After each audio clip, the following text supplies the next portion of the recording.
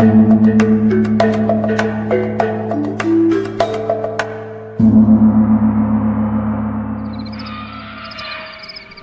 এক শব্দে ঘুম ভেঙে গেল, যেন দরজা খোলার শব্দ। চোখ খুলে দেখি ঘর অন্ধকার। একটু অবাক লাগলো। আমার অভ্যেস জানলা খুলে রাখা। কেন জানলা বন্ধ করে শুয়েছি কয়েক মুহূর্ত ভেবেই পেলাম না। তারপর হঠাৎ মনে পড়ে গেল সব কথা। অমনি ওঠার চেষ্টা করলাম, কিন্তু পারলাম না। শরীরে এতটুকু জোর নেই। মাথার ভেতরটা শূন্য লাগছে। তেষ্টাও পেয়েছে, তাই ওঠা দরকার। মনে পড়ছে কোনার দিকে কুঁজোয় জল রেখে গেছে দরবেশ সাহেব।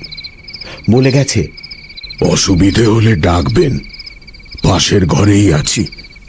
কিন্তু ডাকতে গিয়ে টের পেলাম গলায় আওয়াজ বেরোচ্ছে না। কেন যে সেই অলক্ষণে বাসটায় চেপেছিলাম। অত ভিড়ের বাসে চেপে অভ্যেস নেই, পারি না। ইচ্ছে করলে বন্ধুর বাড়িতে রাতটা আরামে কাটিয়ে আসতে পারতাম। ভোরের বাসটা নাকি খালিই যায়।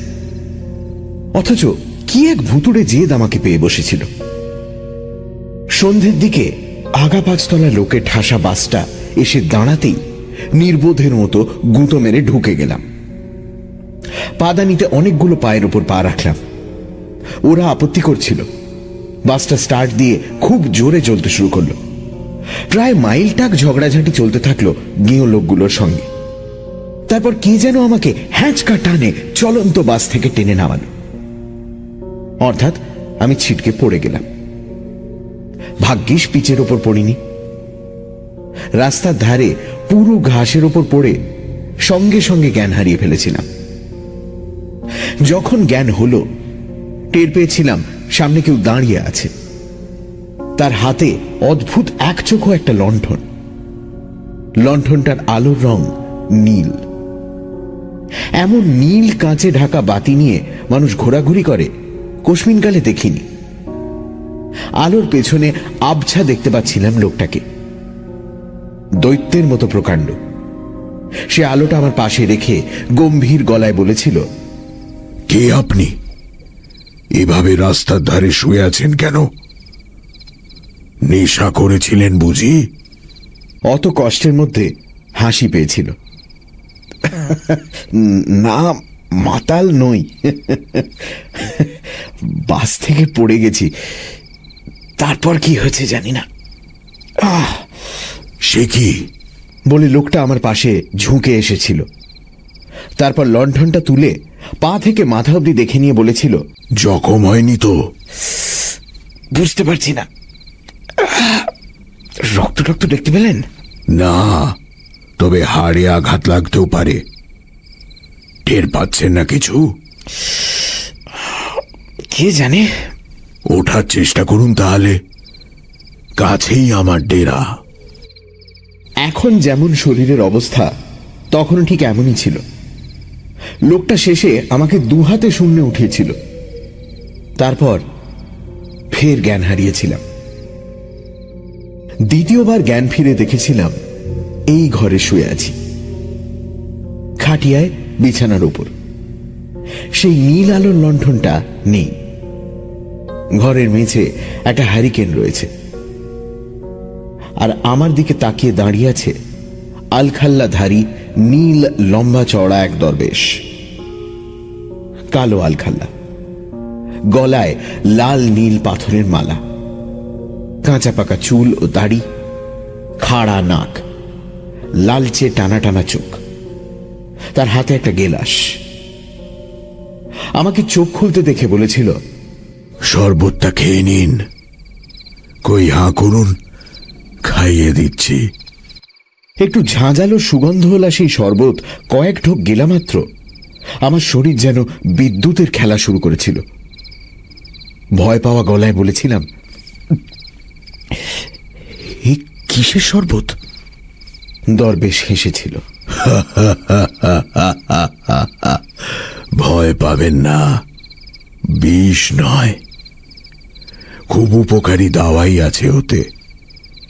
এক্ষুনি সুস্থ হয়ে উঠবেন। একেবারে সুস্থ হতে না পারলেও উঠে বসার শক্তি ফিরে পেয়েছিলাম। তারপর ওর সঙ্গে কিছুক্ষণ কথাবার্তা হয়েছিল। জানতে পেরেছিলাম বিশাল মাঠের মধ্যে এক দিঘির ধারে নির্জন দরগায় আমি আশ্রয় পেয়েছি। এর নাম মতি বিবির দরগা। এক তপস্বিনীর কবর আছে এখানে। তার উপর একটা পাথরের ঘর আছে। সেই ঘরে দরবেশ থাকে, পিদিম জ্বালে, আগরবাতি পোড়ায়, সাধনা টাধনা কিসব করে। এই ঘরটা পরে ইট দিয়ে বানানো হয়েছিল।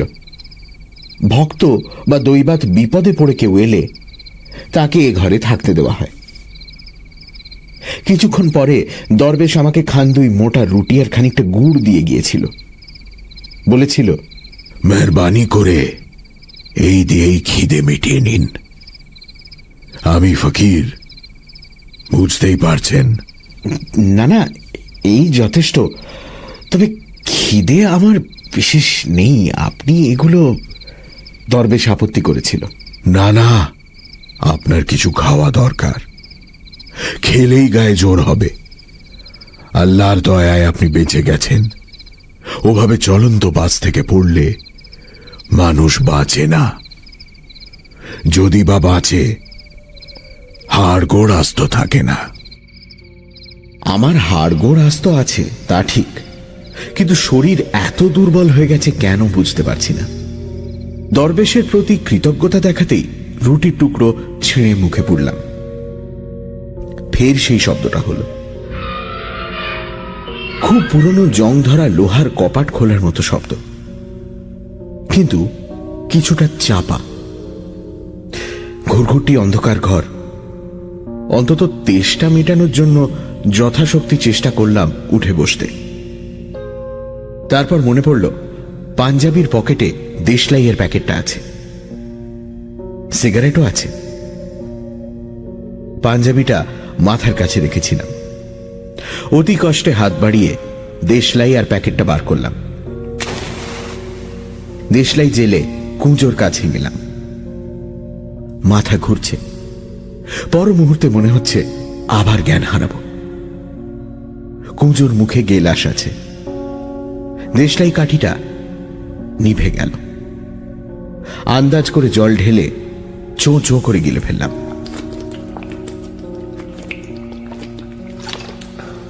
তারপর খাটিয়ায় ফিরে এসে সিগারেট ধরালাম। তৃতীয়বার দরজা খোলার মতো বিশ্রী চাপা শব্দটা শোনা গেল। তারপর মনে হলো বাইরে এই মাত্র যেন ঝড় এসে পড়েছে। শন শন শো শো আওয়াজ বাড়তে থাকলো। ছোট্ট দুটো জানলা আছে দুদিকে। একটা জানলা আচমকা খুলে গেল। ঘরে হু হু করে ঢুকে পড়ল ঝড়টা। কষ্ট করে উঠতেই হলো। জানলাটা বন্ধ করার জন্য উঠে দাঁড়াবার চেষ্টা করলাম। কিছুক্ষণ চেষ্টার পর দেয়াল ধরে উঠে দাঁড়াতে পারলাম, কিন্তু জানলাটা কিছুতেই আটকানো যাচ্ছে না। ঘরের ভেতর খড়কুটো ধুলো বালি ঢুকে পড়ছে ঝড়ের সঙ্গে। বাইরের ঘরে ঘন কালো অন্ধকারে কি এক প্রাণী যেন হুলুস্থুল বাঁধিয়েছে। তারপর বিদ্যুৎ ঝিলিক দিতে থাকে। বাজ পড়ল কাছাকাছি কোথাও। তখন ভাঙা গলায় ডাকার চেষ্টা করলাম, দরবেশ সাহেব, দরবেশ সাহেব। কোনো সাড়া এলো না। দরজা অনুমান করে পা বাড়ালাম। দরজাটা খুঁজে পাওয়ার পর যেই ছিটকিনিটা খুলতে গেছি, কানে এলো চেরা গলায় সুর করে কেউ গান করছে বাইরে। এই দুর্যোগের রাতে নির্জন দরগায় দরবেশের হঠাৎ গান করবার ইচ্ছে কেন জানি না।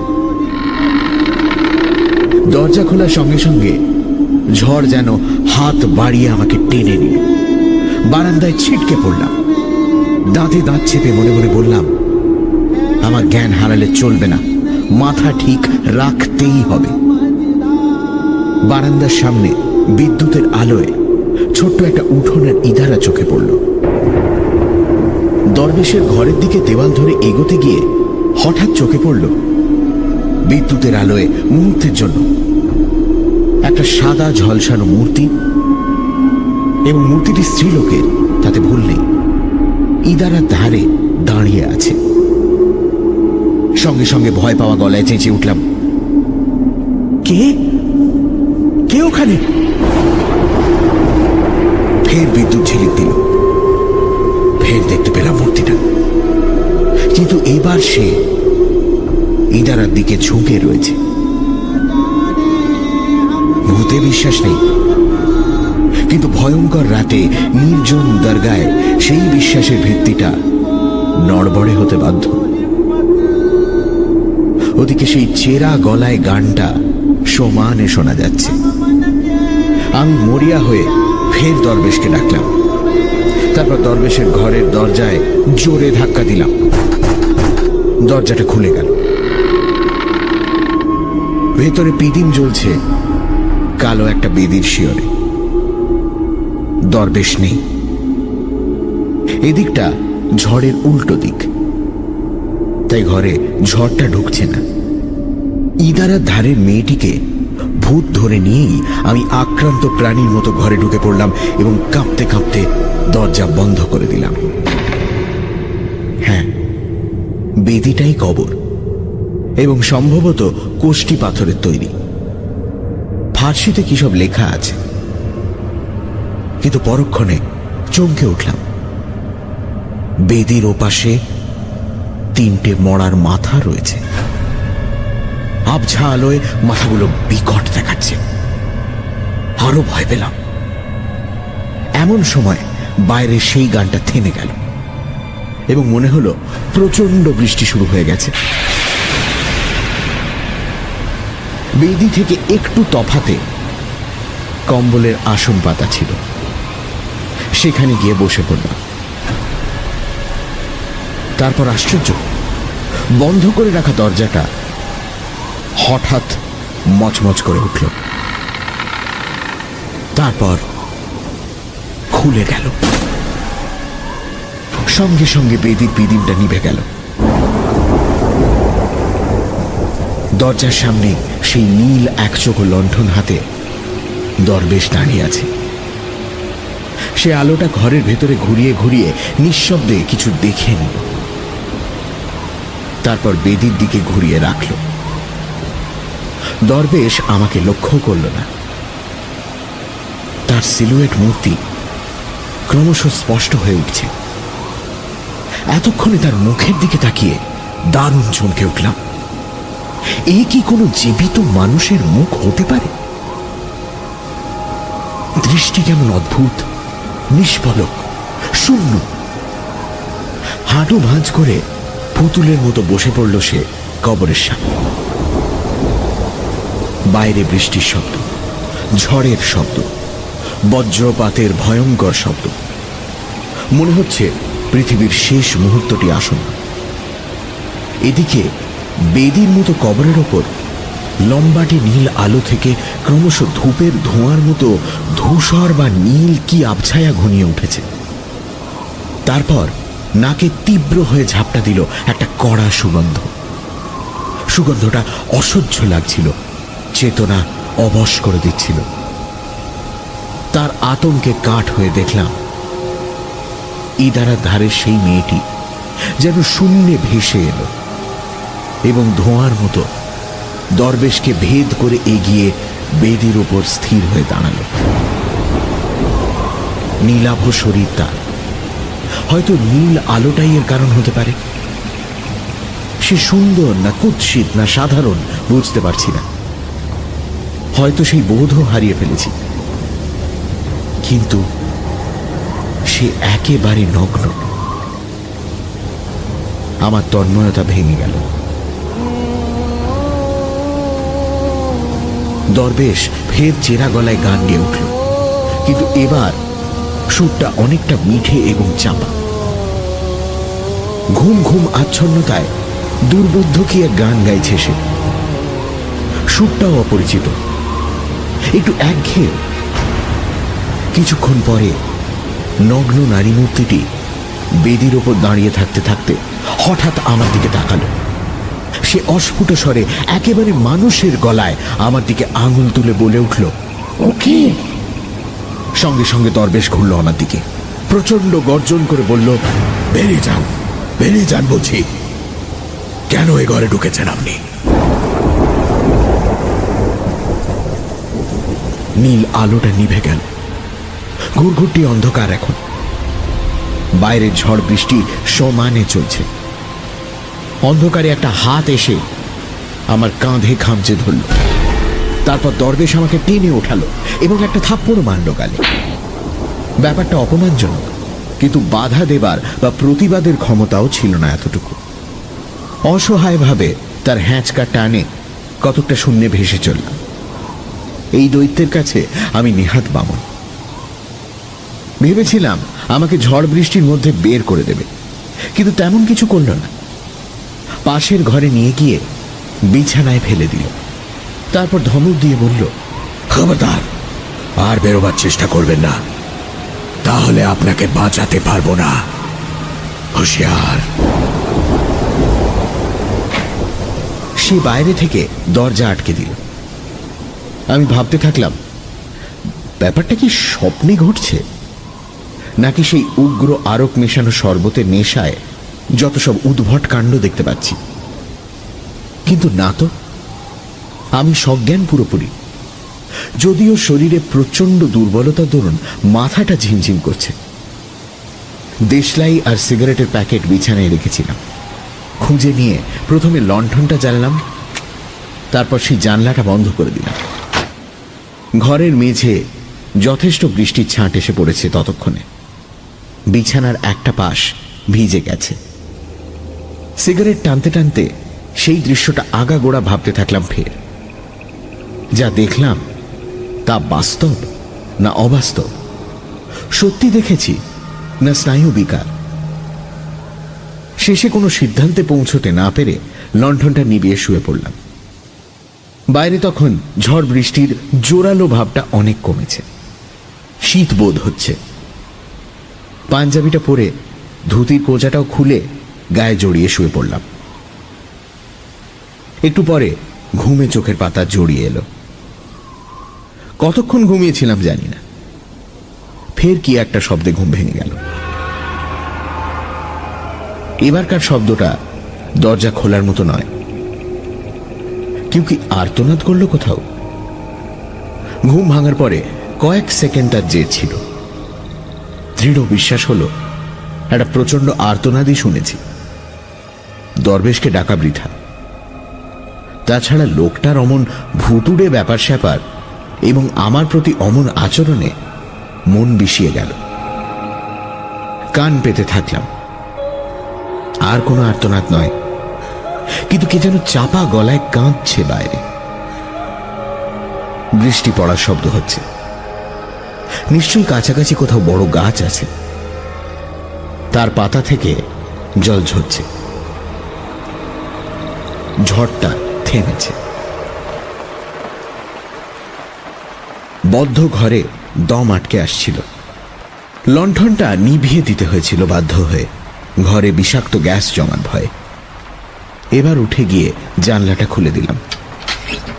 বৃষ্টি টিপটিপ করে পড়ছে। দূর দিগন্তে বিদ্যুৎ ঝিলিক দিচ্ছে, কিন্তু মেঘ ডাকছে না। লণ্ঠনটা আর জ্বাললাম না। কান্নার শব্দ সমানে শোনা যাচ্ছিল। পা টিপে টিপে এগিয়ে সাবধানে নিঃশব্দে দরজা খুললাম। তারপর বারান্দায় গেলাম। তেমনই অন্ধকার হয়ে আছে বারান্দা। কান্নার শব্দটা কবরের ঘর থেকেই আসছে। নিঃশব্দে ও ঘরের দরজায় উঁকি দিলাম। সেই নীল আলোটা তেমনি লম্বাটে হয়ে বেদির ওপর পড়ে আছে। তারপর যা দেখলাম, আতঙ্কে কাঠ হয়ে গেলাম। এত ভয়ঙ্কর দৃশ্য কখনো দেখিনি। বেদির ওপর মাথা রেখে দরবেশ চিত হয়ে দুহাত ছড়িয়ে শুয়ে আছে এবং তার গলাটা জবাই করা। চাপ চাপ টাটকা রক্ত ছড়িয়ে রয়েছে। চোখ দুটো তেমনি নিষ্পলক। সেই মেয়েটির সিলুয়েট নগ্ন মূর্তি বেদির পাশে, এবং সে দু হাতে মুখ ঢেকে ফুঁপিয়ে কাঁদছে।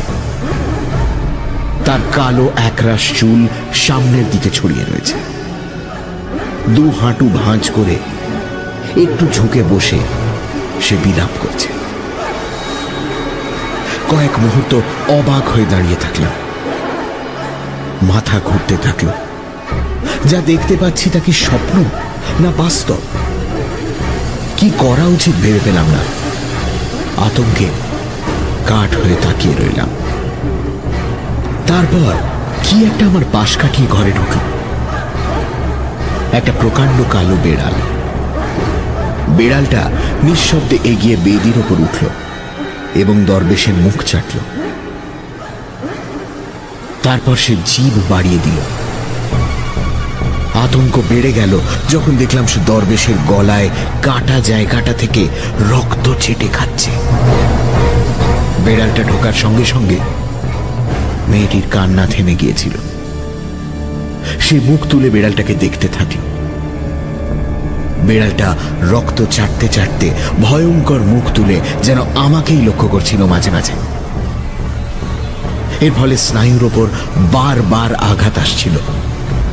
অসহ্য লাগায় একটু সরে গেলাম। এই সময় ডাইনে ঘুরে আর এক বিচিত্র দৃশ্য দেখলাম। অন্ধকারে একটু দূরে তিনটে আলো আসছিল। হঠাৎ তিনটে আলো মিলেমিশে এক হয়ে গেল এবং প্রকাণ্ড আলোটা হলুদ বলের মতো ভাসতে ভাসতে এসে স্থির হল। তারপর আলোটা বুদবুদের মতো অনেকগুলো ভাগ হয়ে গেল। এদিকে আসছে দেখে আমি দ্রুত পাশের ঘরে গিয়ে ঢুকলাম এবং দরজা নিঃশব্দে ভেজিয়ে কপাটের ফাঁকে চোখ রাখলাম। আলোগুলো বুদবুদের ঝাঁকের মতো এবং এত চঞ্চল যে গোনা যাচ্ছে না। অনুমান করলাম 1 ডজনের কম নয়। আলোগুলোর কিন্তু একটুও ছটা নেই, অর্থাৎ কোনো কিছুকে আলোকিত করছে না। আলোগুলো নাচতে নাচতে এসে বারান্দায় উঠল এবং কবরের ঘরেই ঢুকলো, তা ঠিক। তারপর ও ঘরে চাপা গলায় কারা কথা বলছে শুনলাম। কয়েক মিনিট পরে দেখি মেয়েটি সেই নীল লণ্ঠন নিয়ে বেরোল। আবছা দেখা যাচ্ছিল তার পরনে এখন শাড়ি রয়েছে। তার পেছন পেছন অনেকগুলো সিলুয়েট মূর্তি যেন শূন্যে হেঁটে যাচ্ছে। বেড়ালটাকে দেখতে পেলাম না। ওরা অন্ধকারে কোথায় অদৃশ্য হয়ে গেল। তখন লণ্ঠনটা জেলে আমি বেরিয়ে এলাম। কবরের ঘরের দরজা খোলা। আলো তুলে ধরে দেখি দরবেশের জবাই করা শরীরটা তেমনি পড়ে আছে এবং গলার ফাঁকটা পরিষ্কার দেখা যাচ্ছে। এক ফোঁটা রক্ত নেই। বেড়ালটা সব চেটে পুটে খেয়ে ফেলেছে। ঘরের ভেতর লণ্ঠনটা ঢোকাতে কালো বেড়ালটা কোণার দিকে বসে আছে দেখতে পেলাম। সে নীল উজ্জ্বল চোখে তাকালো। মুখে রক্ত লেগে আছে। তারপর সে দ্রুত আমার পাশ দিয়ে বেরিয়ে গেল। বেদির কাছে গিয়ে দরবেশের গায়ে হাত রাখলাম। আলখাল্লাটা ভিজে রয়েছে। নাড়িতে স্পন্দন নেই। বরফের মতো হিম শরীর। হঠাৎ সেই সময় চোখ গেল সেই তিনটে মরার মাথার দিকে। তিনটে মুন্ডু নড়তে শুরু করেছে। নড়তে নড়তে বলের মতো তারা আমার দিকে গড়িয়ে আসতে থাকলো। আর সহ্য করতে পারলাম না। লণ্ঠনটা তাদের উপর ছুঁড়ে মারলাম। কাঁচ ভেঙে গেল, তেল ছড়িয়ে আগুন ধরে গেল। তার মধ্যে মুন্ডু তিনটে নাচতে থাকলো। এক লাফে আমি বারান্দায় পৌঁছলাম। তারপর অন্ধকারে কিভাবে যে এগোলাম বলার নয়। আছাড় খেলাম কতবার। কাদায় জলে জামা কাপড় আর শরীর যাচ্ছে তাই মাখামাখি হলো। কিছুটা এগিয়ে আবছা ধূসর আলোয় ভরা মাঠে পৌঁছলাম।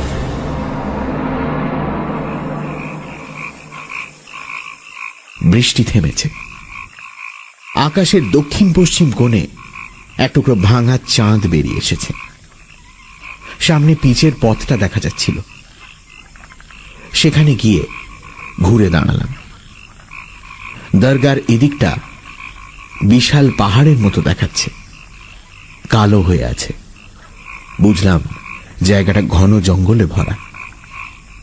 রাস্তায় পৌঁছে সাহস বেড়ে গেল। হাঁটতে থাকলাম। শরীরের সেই দুর্বলতা আর নেই। দূরে একটা আলো দেখা যাচ্ছিল। মনে পড়ল ওধারে সেই ছোট্ট চটি যেখান থেকে বাসে চেপেছিলাম কাল সন্ধে। আলোটা লক্ষ্য করে চলতে থাকলাম।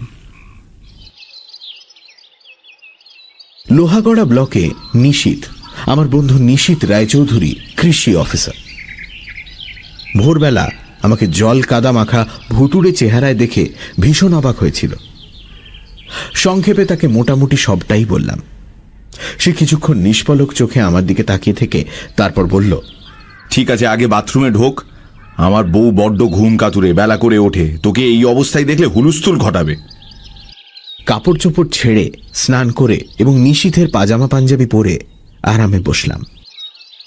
ততক্ষণে সূর্য উঠেছে। নিশীথ চা করে আনলো।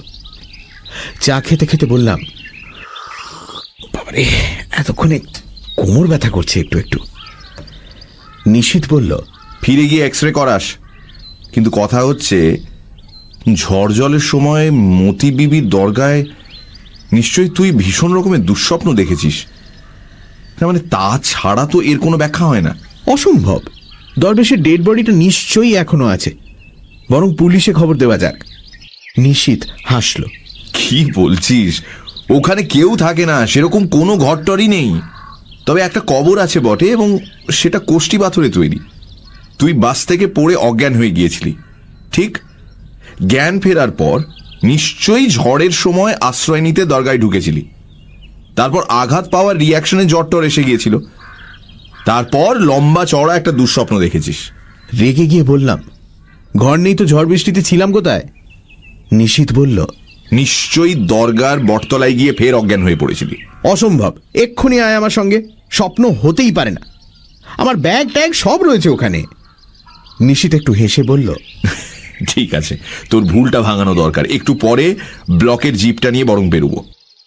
মুর্শিদাবাদ সাঁওতাল পরগনা সীমান্তের এই দরগাটার নাম হল লোহাগড়া, বারমাডি রোড। বারমাডিতে রেল স্টেশন আছে।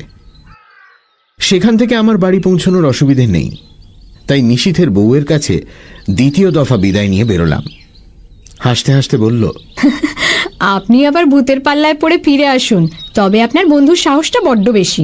দেখবেন সেই মেয়েটির প্রেমে পড়ে দরগায় না থেকে যায়। ও আবার ভীষণ ভক্ত নিউডের।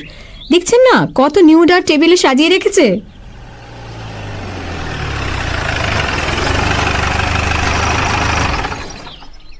মিনিট 25 এগিয়ে রাস্তার ধারে জিপ রেখে আমরা দরগার দিকে পা বাড়ালাম। তারপর থমকে দাঁড়ালাম। নিশীথ বলল, কি হলো? বললাম, দেখ দেখ, সেই কালো বেড়ালটা। একটা কালো বেড়াল ভাঙা চোরা প্রকাণ্ড চত্বরে বসে একটা থাবা তুলে গাল চুলকোচ্ছে। চত্বরের মাঝখানে কোষ্টি পাথরের কবর। বেড়ালটা থাবা নামিয়ে আমাকে দেখতে লাগলো। কিন্তু কি আশ্চর্য, সেই কবরটা, ফার্সিতে লেখা ফলকটাও। কিন্তু এ তো ফাঁকা জায়গায় রয়েছে। ওপাশে একটা প্রকাণ্ড বটগাছ। নিশীথ এগিয়ে গিয়ে জল কাদায় পড়ে থাকা আমার ব্যাগ কুড়িয়ে নিয়ে বলল, তোর ব্যাগ নিশ্চয়ই। এই সময় ড্রাইভারটা একটু কেশে বলল, স্যার, শুনেছি এখানে এক ফকির থাকতেন, পরে তাকে কারা মার্ডার করেছিল। মেয়ে মানুষ নিয়ে গন্ডগোল। শুনে আমার মাথা ঘুরতে লাগলো। ব্যস্ত হয়ে বললাম, নিশীথ, চলে আয়।